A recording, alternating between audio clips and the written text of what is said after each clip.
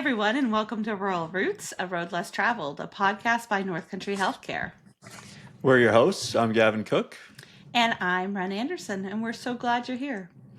Gavin, we have Andrea Tupick with us today. Andrea, thank you so much for joining us. Thank you for having me. Yeah, our pleasure. And we like to ask all of our guests, how did you get to North Country Healthcare? What was that road less traveled that you followed? Well, my goal since very early on was to be a nurse. I ended up at Androscoggin Valley Hospital many years ago. I've been here for about 25 years. My background includes emergency department. I've worked oncology and infusion, med-surg, office nursing. I've done hospital coordination here and leadership in both the specialty practices and in inpatient. And I'm sorry if that sounded like a healthcare infomercial. No, it's great. It just shows how much experience you have. So we're so excited to talk to you today and get your expertise. I love inpatient nursing. I love the pace, the teamwork, the complexity, and I love being part of this team. Well, that's wonderful. And I do just want to say really quickly, I know our listeners don't know, but we coordinated this matching perfect today. It looks like the three of us it's very in tune, so just funny. But Andrea, I know I've had a lot of opportunity to work very closely with you and your team, so I am very well aware of your day to day, but I'd love to let our listeners know, I know there is no normal day for you, but I'd love to kind of hear what you do on a day-to-day basis, or how you start your days and end your days. So starting the days, I come in, I look at the inpatient census, I see how many patients we have, what their needs are. We look at the admissions and discharges. I round with the staff to see if they have everything that they need. I peek in on some of the patients. That's my favorite part. And just handle the administrative pieces, the kind of behind the scenes to make the clinical teams work. That's perfect. And who are those clinical teams made up of? So the clinical teams, and I'll go by saying the team, because I say clinical team, but we have so many people that contribute to our inpatient care.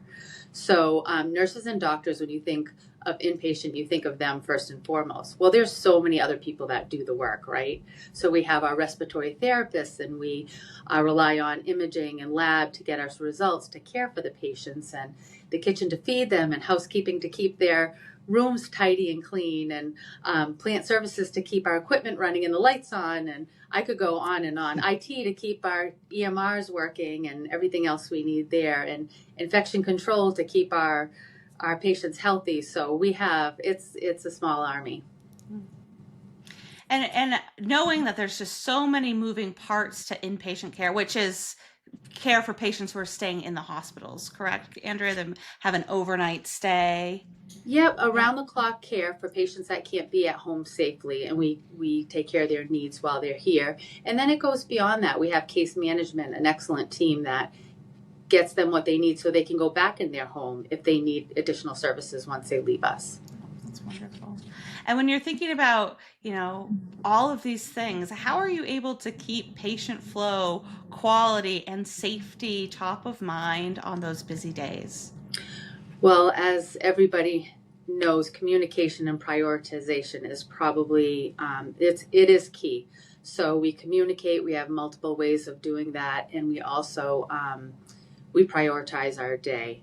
So in the intensive care unit, as well as the medical surgical floor, we just make sure that we start with the biggest fires and work down from there. Perfect. And in terms of that inpatient side, I think Ren and I talk about this every episode. We harp on learning, new things. We have a lot of listeners that not only work in our system, but then we have people outside, obviously, in the community. So can you talk about maybe something in inpatient, about some things that may be misunderstood in that setting? Yes, so our work is very connected, and it's interconnected and it's complex. So there's a lot of things going on behind the scenes. An example is when we transfer a patient out. So the patient knows that they're going to go to, say, a heart specialist. So they think they want to get in their car and they want to get in the ambulance and go right away. Well, we have to contact the ambulance and we have to make sure that they have a safe transition there, and you're giving a report to the other hospital. And so there's a lot of behind the scenes going on for any patient care, not just our transfers. It sounds like communication is just so key to what your team needs to help partner across departments. For someone who is thinking about going into nursing, what could they do early on to really enhance those communication skills? So that's a great question also. For us, for communication here, for example, if we get a patient from the floor, from the emergency department, we have to have a safe handoff. So they do a great job in calling us and telling us, what they saw, what they did down there, what they need. So, and we're forward thinking of how to take care of the patient. So I would emphasize attention to detail and communication. So if you have those detail skills and you have communication skills, those are key in healthcare. That's great. That's great. And kind of going off that question, from a recruitment standpoint, I know we had a lot of new grad nurses start this past spring, which is wonderful. But just out of curiosity, what does kind of orientation on the clinical side look like? Because obviously in HR, we have a little bit different piece of orientation than what some clinical folks may have. So clinical folks, Kathy LeClaire, the clinical supervisor up here, she puts together a binder for them. They have a preceptor, so they follow their preceptor. Sometimes it's hard to have just one because we have nights, weekends, holidays, change of shift. So they follow a seasoned nurse, and they have a binder that they work off of. They have a competency checklist, and they meet all these competencies. At the end we try to schedule a timed orientation, but very fluently. Some people are ready to spring off earlier, and others need extra time, which is okay, and we welcome them to let us know. That's great. And no matter where a nurse or a team member is in their orientation journey, or if they've been there for a long time, how do you approach supporting your staff through the challenges of inpatient care, both professionally and personally too? Because I imagine that there can be a lot of emotion when you're dealing with those patients and their families. For sure there is. And looking back, even being a young nurse, you remember those emotions and you want to care for them. So because they're going through a lot. So being present and approachable is the key. But also we do a lot of debriefing. So if a young nurse sees their first death, for us, we have to keep in mind that that's a big deal. Postmortem care, when you're taking care of somebody and keeping their dignity and intact. So a lot of debriefing, but to make sure those conversations stay open and problem solve together too. That's a big thing. Like if a nurse says, "Oh my gosh, I have this problem," let's talk about it. Let's bring others to the table if you feel comfortable. And also, let's promote just culture. So if a new nurse makes a mistake, sometimes they don't want to admit it, or they think they're going to get in trouble, and we don't want that culture here. We want to talk about it. We learn from our mistakes, and we move forward. That's a really good perspective, and I can speak directly to that as well. I think a lot of people hear or see HR and they're like, "Oh no, I'm in trouble," but it's not always. It's hardly ever the case actually, but it is. It's just one of those stigmas. So that's a really good perspective. And speaking of perspective, I know you mentioned you have quite a background in nursing, so I'm curious if you have a story or maybe something that's stuck with you the most over this career you've built. Well, there's many stories, and I think any nurse, even if they're a year in or 30 years in, they could whip out some stories in no time. There is one, and I actually told it. I was the guest speaker at the White Mountain Community College pinning ceremony years ago, and I thought this story was important because it taught me so much. So I had a patient, and I was working nights, and it was in the middle of the night, and this little elderly, sweet little lady kept ringing her bell. And every time I went in there, she wanted me to adjust her socks. Take them off completely, put them on completely, take them off. So about the third or maybe fourth time I went in to adjust her socks, and she confessed to me that she had a pedicure with her granddaughter the day before, and she wanted me to notice her pretty pink nail polish. So being 3 a.m., you're not thinking of But and I remember thinking to myself, boy, that's a pretty shade of pink, but I never verbalized it to her. So that taught me multiple things. It taught me to be an active listener because I think she was dropping cues, and it taught me also to pay attention to detail. Very, very important because and then I pulled the stool up, had a very good conversation in the middle of the night with this elderly lady, and I think that's all she wanted, and she even felt better after that physically. So that story stuck with me a lot, and I asked her if she could find out the shade of pink for me, and so I could replicate it. Oh man, what a very personal moment that really roots everything that you do in that patient care, and paying attention to the patient and what they need, and it sounds like even deeper than wanting to be her pedicure to be noticed. She wanted to be seen, and you gave her that moment.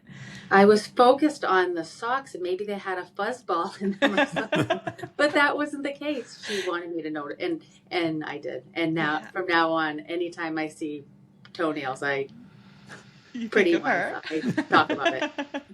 That's awesome. Well, I'm thinking about, that story, but also your role now as a leader at NCH. And I think that across the system we have a lot of pretty new managers, or maybe it's their first time managing or supervisor managing in their role now. And how do you, with all the things that you have to do, manage the clinical side and the administration side of your roles? And what have you learned from that? Well, we have to keep in mind that the administrative and the clinical side are so connected. So anything we do administrative wise affects our clinical team. So my secret sauce, if you will, I go right to the staff. They do the work every day. They know the ins and outs. They know how to make things better. We try different things. If things don't work, we go back to the drawing board. We do it as a team. But I think the key is to include your team. We have a phenomenal staff at NCH. Our hospitals, we're very, very fortunate to have the people we have. And like I said, it goes all the way from housekeeping to bedside care. So in being a leader, listen to your people, include them in the decisions that you make. But they're so connected. Administration really, whatever we do behind the scenes affects the bedside. That's a great point. And I think to that point, like you said, you started, I don't like to use this verbiage, but I'm gonna, you kind of started at the baseline when you came in, or started from the bottom, and now you're at this upper echelon of a leadership level. So can you maybe talk about some advice or words of wisdom that you would give, maybe just even some high school level that are looking at getting into healthcare, and how you can really start from anywhere and grow? Maybe some words of advice or words of wisdom. Great question, Gavin. Yeah, that is a great question. Words of wisdom for healthcare. Your heart has to be in it. I always look for quality. When I am interviewing staff, I look to see a few attributes. If they have compassion, if they can communicate well, and be accountable for things that they do, and be flexible, that is a perfect recipe. We can teach skills all day long, right? I mean, if you're highly skilled, and yes, we welcome you, but we want you to be compassionate to our patients. We want you to understand their needs and how to take care of them. But going into healthcare, please, if you just want a paycheck, that's probably not. Plumbing is great, or electrical, but healthcare, really, you need to be at the heart of it. I did have a mentor that was wonderful. Dr. John McDowell, actually, he's the one who bullied me into going to nursing school. Don't mean to use the word bullied, but he talked to me several times going to nursing school. And when I got there, I thought he didn't like me because it was so hard. But he told me, you identify your talent, your hard workers, and you get out of their way. You get them what they need. And I think that's what we're doing here. And we're there if they need us, and we can help them find the tools that they need. But we have a strong team here, and I can't emphasize that enough. I'm very proud of the people I work with. It sounds like your leadership style seems very, very centered in servant leadership and breaking down barriers. And I just get so excited, especially as a woman in healthcare myself, when it's another woman saying like this is the style of leadership that we're going to be following, and it really is just so focused on our staff. So I can't commend you enough, and I just admire you so much, Andrea, for making Thank you. that part of your everyday and living it. And I know I hear from your staff, you really do model that.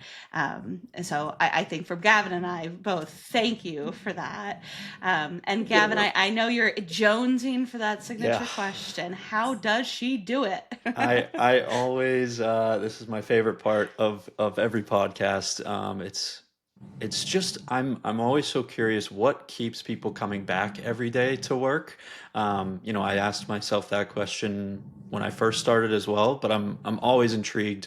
What keeps Andrea coming back every day, excited for the day, even after those, everybody has hard days. So what keeps you coming back, motivated every day? Every day is the people, the patients, our staff. Again, wonderful staff. We learn and we care for unbelievable patients. We learn a lot together, but it is the people, the commitment and the compassion that our team has. And also in talking about leadership, I also believe in the transformational leadership to be the motivator, the cheerleader. And if you're there for your team, they produce great results, and the patients are happy and well cared for. But it's definitely the people.